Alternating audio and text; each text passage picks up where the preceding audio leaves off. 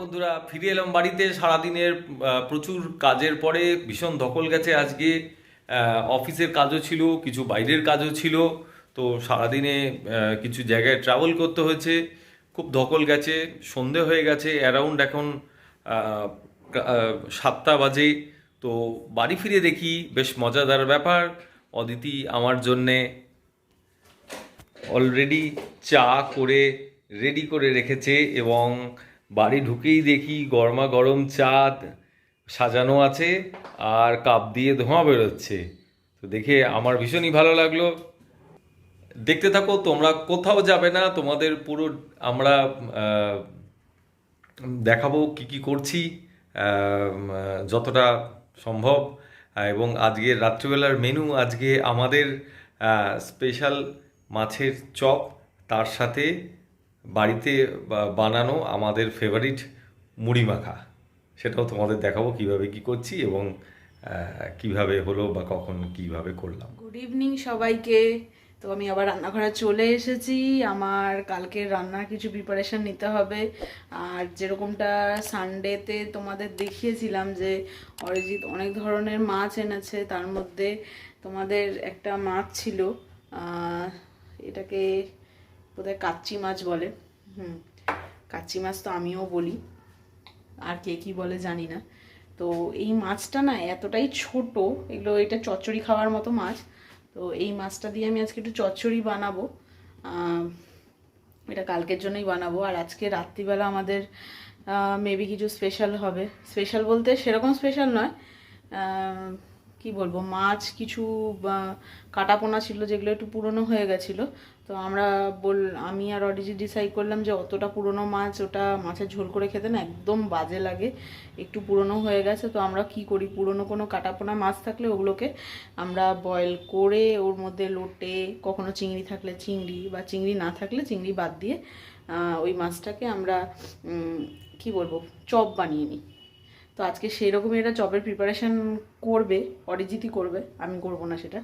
আর আমি যেটা করব, অরিজিৎ কিচেনে আসার আগে আমাকে তো কিচেনটা খালি করে ওকে দিতে হবে। তো আমি কাচ্চি মাছের চচ্চড়িটা দেখিয়ে নিচ্ছি। দেখো এই সাইডটা আছে মূলো, আলু, তারপরে এখানে আছে বেগুন, ওদিকটা পেঁয়াজ কলি, আর মাঝখানে লঙ্কা মানে একদম চিড়ে রেখেছি। আর এর সাথে যেটা দেব হচ্ছে রসুন কুচিয়ে রেখেছি, পেঁয়াজ কুচিয়ে রেখেছি। এবার না সবার আগে আমি কড়াইটা গরম করতে দিয়েছি, এর মধ্যে আমি মাছটা ভেজে ফেলবো। এই দেখো আমার মাছ। তো চলো এখানে রেখে দিলাম, বাকি রান্নাগুলো করতে আরম্ভ করে দিই।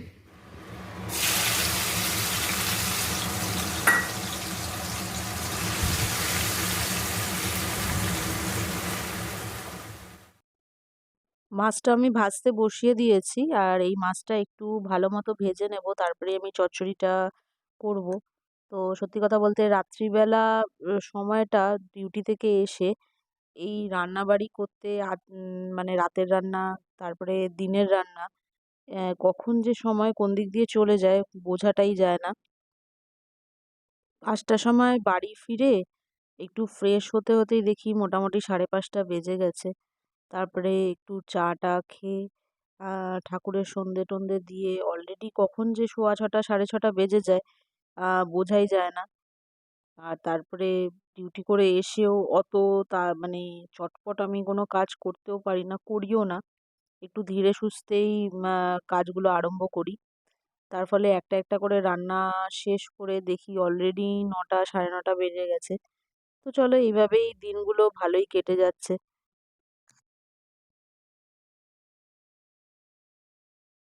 আজকে অরিজিৎও 6টার মধ্যেই বাড়ি চলে এসেছিল, তাই জন্য আমি চা করছিলাম আর ও এসে দেখে যে আমি চা করছি, সেটা দেখেও খুব খুশি হয়ে গেছে। তো এরকম সুযোগ খুব কমই হয়, কারণ আমি আমার চাটা নিজের মতো করে খেয়ে নিই, আর ও এসে সেটা পরে গরম করে খায়। এইভাবেই আমাদের চলে। আর ছুটির দিনগুলোতে আমাদের একসাথে চা খাওয়া হয়। রান্না কমপ্লিট হয়ে গেছে। এবার দেখো কি বলো তো, এগুলো টমেটো, সবুজ সবুজ। তো এগুলো আমি নিয়ে চলে এসেছি। এটা দিয়ে আমি এখন ডাল রান্না করব। কি একটু টক ডাল রান্না হবে, টক ডাল দিয়ে না অ্যাকচুয়ালি চচ্চড়ি খেতে দারুণ লাগে, দারুণ, এক কথায় দারুণ লাগে। তো আমি টক ডাল করবো বলে এই টমেটোগুলো কেটে ফেলি এখনই, আর ডালটা আমি সেদ্ধ করে রাখবো, রান্নাটা কালকেই করব সকালবেলা উঠে। কিন্তু কাজ তো এগিয়ে রাখতে হবে, কেন কি 8টার মধ্যে তো আমি করে উঠতে পারবো না, মানে 6টার সময় 6:30টার সময় ঘুম থেকে উঠে আমার পক্ষে এতটা করা সম্ভব হয় না, তোমরা সবই জানো। তো চলো টমেটোটা কেটে ফেলি, ডালটাও ধুয়ে ফেলি, দিয়ে অ্যাটলিস্ট সেদ্ধটা করে রাখি।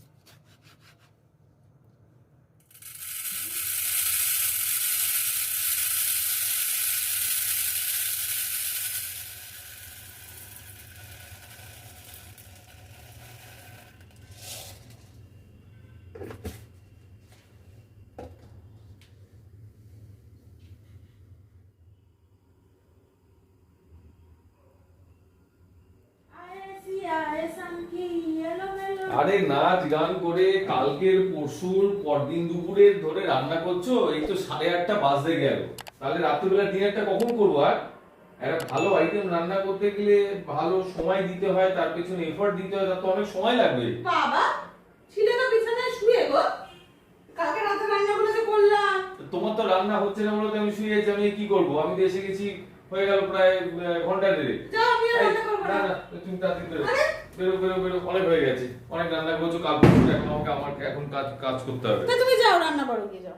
হ্যাঁ, এই হচ্ছে অবস্থা, বুঝতে পেরেছো বন্ধুরা? যার জন্য করি সেই বলে চোর, মানে একটা রান্নাঘর থেকে প্রায় বলতে গেলে গাদ ধরে বের করে দিল। আমার রান্না করবো না, কি আমার রান্না করবে বাবা? ও অবশ্য বলছে চপ করবে, মাছের চপ করবে, তো ঠিক আছে। অবশ্য অনেকটা রাতও হয়ে গেছে, 8:15 অলরেডি বেজে গেছে, কারণ আবার সত্যি তো আমাদের একটু রেস্টও তো করতে হবে খেয়ে দিয়ে উঠে, বুঝতে পেরেছো তো? তা আমি আপাতত রান্নাঘরটা ছেড়ে দিলাম, কেন কি আমি আর রান্নাঘর থেকে রাখতে হবে বাবা, মানে বর কিছু না করলেও যেমন ঝামেলা, বর যদি কিছু করে এসে বাড়িতে সেটাও কিন্তু বউদের কিন্তু হেভি ঝামেলা। সেখানে কিন্তু মানে রান্নাঘর কারোর একার নয়, যারা নিজেরা রান্না করে বউরা বড়েরা করতে পারে না, সেখানে রান্নাঘরটা তারই দখলে থাকে ভাই। এখানে যেমন আমার বর রান্না করে, মানে রান্নাঘর আমাকে ছেড়ে দিতে হবে মাঝে মাঝে। তো চলো আমি ছেড়ে দিই। আপাতত আমি ডাইনিং টেবিলটা পুরো পরিষ্কার করি, আমার তো গলার অবস্থা ভীষণ খারাপ। ডাইনিং টেবিলটা একটু পরিষ্কার করে নিই, ও নিজের মতো কাজ করুক। ফিশ চপ করার জন্য অলরেডি অরিজিৎ পুরটা বানিয়ে দিয়েছে, তো আমি ওকে বললাম যে তুমি অন্যদিকের কাজগুলো করো, আমি গরম গরম পুরগুলো অলরেডি বলের শেপে বানিয়ে ফেলেছি। তো তোমরা আগে আগে দেখতেই পারবে যে আমরা কি করে কি করছি।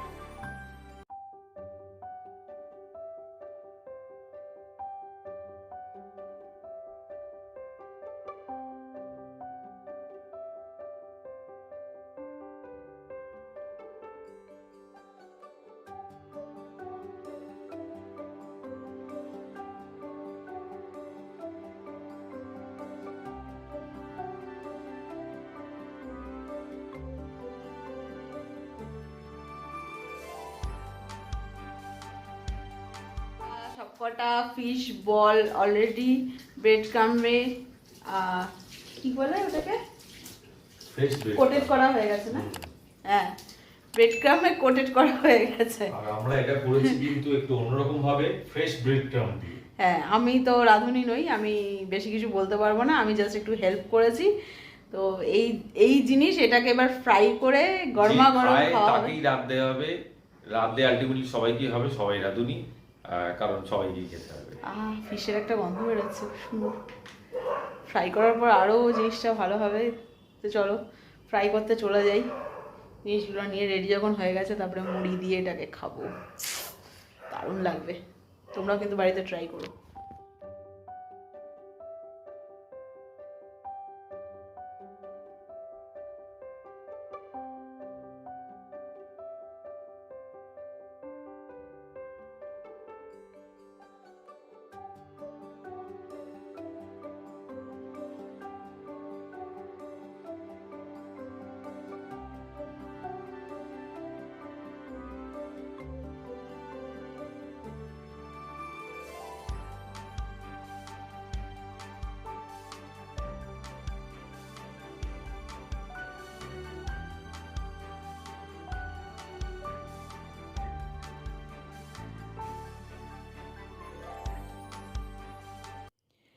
বন্ধুরা, আমাদের রাতের ডিনার রেডি হয়ে গেছে।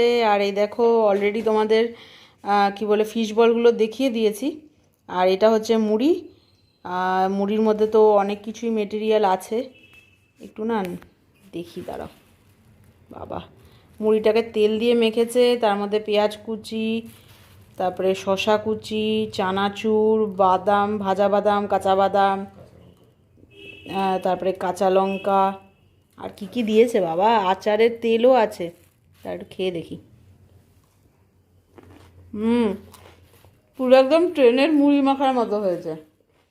চলো দেরি না করে খেতে বসে পড়ি। আমরা ডিনার টেবিলে অলরেডি বসে পড়েছি। এই যে আমাদের মুড়ি, মুড়ি বললে ভুল হয়, ঝালমুড়ি বলাই ভালো, ঝালমুড়ি।